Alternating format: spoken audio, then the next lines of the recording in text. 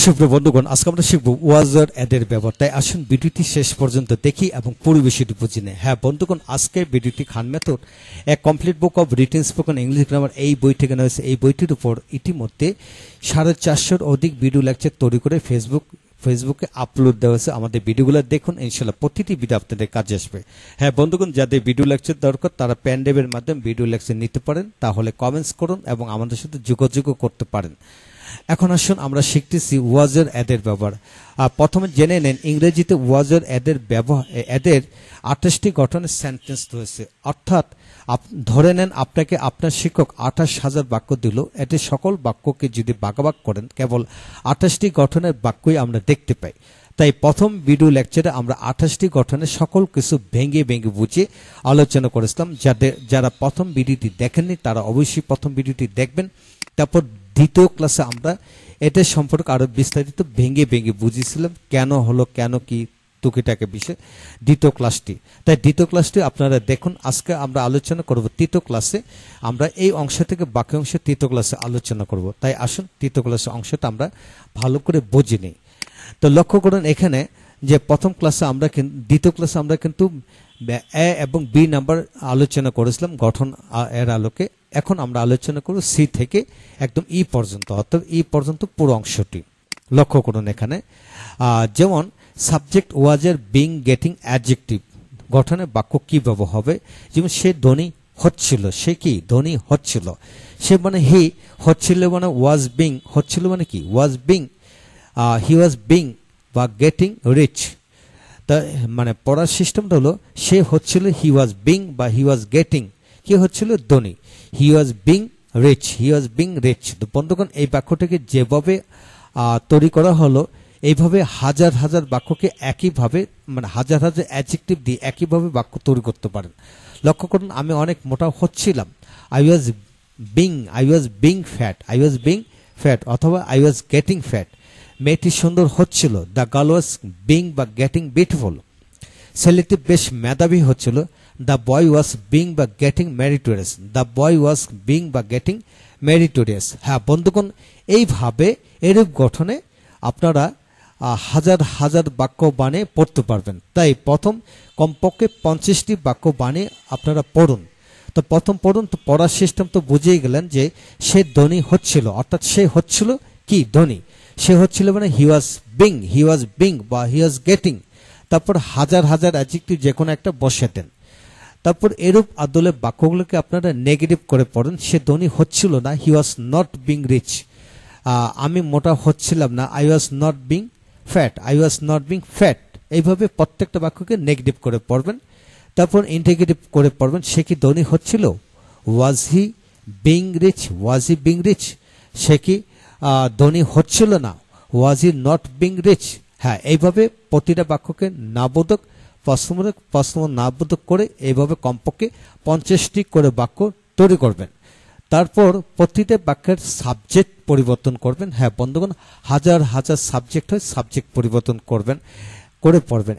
তারপর আপনি প্রতিটা সাবজেক্টকে বড় করে পড়বেন। অর্থাৎ সে দিয়ে কিন্তু ইংরেজি এবং বাংলা ভাষায় 211 ভাবে বাক্যাংশ বানিয়ে পড়া যায়।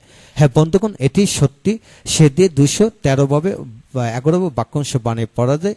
একটু লক্ষ্য করে দেখুন যে চ্যাপ্টার 14 এখানে প্রণয়নের বিস্তারিত আলোচনা করা হলো। অর্থাৎ I we you he she they দিয়ে যতভাবে পড়া যায় এখানে দেওয়া আছে।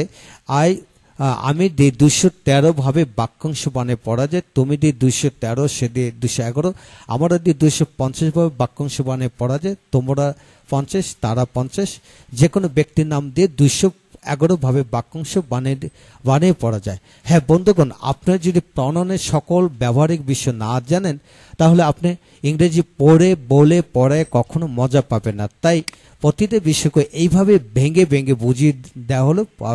এইভাবে প্রথম, তারপর প্রতিটা বিষয় দিয়ে আবার বাক্য দিয়ে বুঝিয়ে দেওয়া হলো। যারা এই চ্যাপ্টারটি এখনো দেখেননি ভিডিওগুলো, আপনারা ভিডিওগুলো দেখুন। ইনশাল্লাহ প্রতিটি ভিডিও থেকে আপনাদের অনেক অনেক অনেক উপকারে আসবে ইনশাল্লাহ।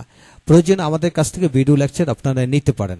হ্যাঁ বন্ধুগণ, আমরা জেনে নিলাম যে সে দিয়ে 211 ভাবে পড়া যায়, আমি দিয়ে 213 ভাবে, মেয়েটি দিয়ে 211 ভাবে পড়া যায়, ঠিক একইভাবে ছেলেটি দিয়ে 211 ভাবে বাক্যাংশ বানিয়ে পড়া যায়, বিশ্বাস রাখুন। তাই প্রতিটা সাবজেক্টকে যদি আপনারা বড় করে বাক্যাংশ বানিয়ে না লিখতে পারেন, পড়তে পারেন, বলতে পারেন, তাহলে ইংরেজি পড়ে আপনারা মজা পাবেন না। এই হলো মূল বিষয়, এইভাবে পড়তে থাকুন। তারপর আসেন ডি নাম্বার, সাবজেক্ট ওয়াজের বিং প্লাস ভার্বের পাস্ট পার্সেল ফ্রম। হ্যাঁ বন্ধুগণ, গঠন একটাই, এখানে অ্যাডজেক্টিভ, এখানে হলো ভার্ব। তা কাজটি করা হচ্ছিল, কাজটি মানে দ্য ওয়ার্ক, হচ্ছিল মানে ওয়াজ বিং, করা মানে done, the work was being done. আমি অপমানিত হচ্ছিলাম, I was being insulted, I was being insulted, অর্থাৎ আমি হচ্ছিলাম কি, আই ওয়াজ বিং কি হচ্ছিলাম, অপমানিত, ইনসাল্টেড। বন্ধুগণ, এইভাবে হাজার হাজার ভার্বের পাস্ট পার্টিসিপল ফর্ম আছে, উক্ত পাস্ট পার্টিসিপল ফর্ম নিয়ে আপনারা এইরূপ গঠনের বাক্য তৈরি করতে পারবেন ইনশাল্লাহ। তারা এখন একত্রিত হচ্ছিল, তারা তখন একত্রিত হচ্ছিল, they were being united then, they were being united দেন।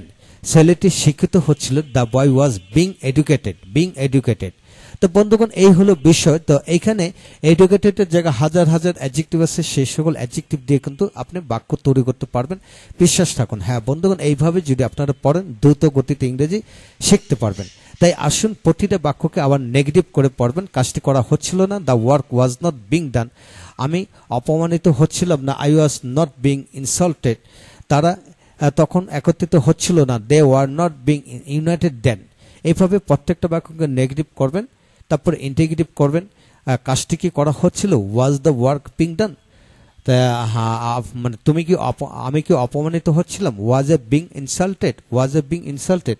তারপরে এটাকে নেগেটিভ করে পড়বেন, আমি কাজটি কি করা হচ্ছিল না, was the work not being done, was the work not being ডান। অর্থাৎ প্রতিটি বাক্যকে হাবোধক নাবোধক প্রশ্নবোধক করে পড়বেন। এইভাবে 50টি বাক্য বানিয়ে পড়েন, ইনশাল্লাহ এগিয়ে যাবেন। আর এছাড়া প্রনাউনগুলা বড় বড় করে পড়বেন, ইনশাল্লাহ এগিয়ে যাবেন। তারপর আসেন এই নাম্বার, সাবজেক্ট ওয়াজের প্লাস ভিং টু প্লাস ভার্ব। আমাকে কাজটি করতে হচ্ছিল। হ্যাঁ বন্ধুগণ, লক্ষ্য করেন যে আমাকে কাজটি করতে হচ্ছিল, I was being, I was being, আমাকে হচ্ছিল কি, আই ওয়াজ বিং, করতে মানে টু ডু, কাজটি দ্য ওয়ার্ক। অর্থাৎ যে কোনো ভার্বের পূর্বে যদি আপনি টু বসান, তো করতে অর্থ প্রকাশিত হবে। যেমন টু ডু করতে, টু গো যাইতে, টু কাম আসতে, টু নো জানতে, টু প্লে খেলতে। এইভাবে যে কোনো ভার্বের পূর্বে যদি টু বসান, তাহলে এরূপ অর্থ প্রকাশিত হবে। তো কিভাবে বাক্য তৈরি করবেন, আমাকে কাজটি করতে হচ্ছিল, আমাকে মানে আই, করতে মানে আমাকে হচ্ছিল, আই ওয়াজ বিং, করতে টু ডু, কাজটি দ্য ওয়ার্ক। একইভাবে তাকে ঢাকা যেতে হচ্ছিল, he was being to do to go to Dhaka, he was being to go to Dhaka. আপনাকে অনেক টাকা ব্যয় করতে হচ্ছিল, you are being to spend much money. লোকটিকে ইংরেজি পড়াতে হচ্ছিল, দ্য ম্যান ওয়াজ বিং, লোকটিকে হচ্ছিল, কি হচ্ছিল, ইংরেজি পড়াতে, টু টিচ ইংলিশ। হ্যাঁ বন্ধুগণ, পড়ার সিস্টেম হলো লোকটিকে হচ্ছিল, দ্য ম্যান ওয়াজ বিং, কি হচ্ছিল, ইংরেজি পড়াতে, টু টিচ ইংলিশ। হ্যাঁ, এইভাবে নিজেকে বোঝাবেন এবং এইভাবে কমপক্ষে 50টি বাক্য বানিয়ে পড়ুন। প্রতিটা বাক্যকে হাবোধক নাবোধক প্রশ্নবোধক করে পড়ুন, ইনশাল্লাহ দ্রুত গতিতে এগিয়ে যাবেন। বিশ্বাস রাখুন, ভালো থাকুন, আমাদের সাথে থাকুন। পরবর্তী ভিডিওগুলো একে একে দেখুন, ইনশাল্লাহ প্রতিটি ভিডিও থেকে আপনারা নতুন নতুন তথ্য পাবেন। আবার বলি, যাদের ভিডিও লেকচার দরকার, তারা কমেন্টস করে জানিয়ে লিখুন কোন কোন ভিডিওগুলো দরকার, আমরা আপনাদেরকে দিতে মানে দেখতে সাহায্য করব ইনশাল্লাহ। ভালো থাকুন, থ্যাংক ইউ ভেরি মাচ।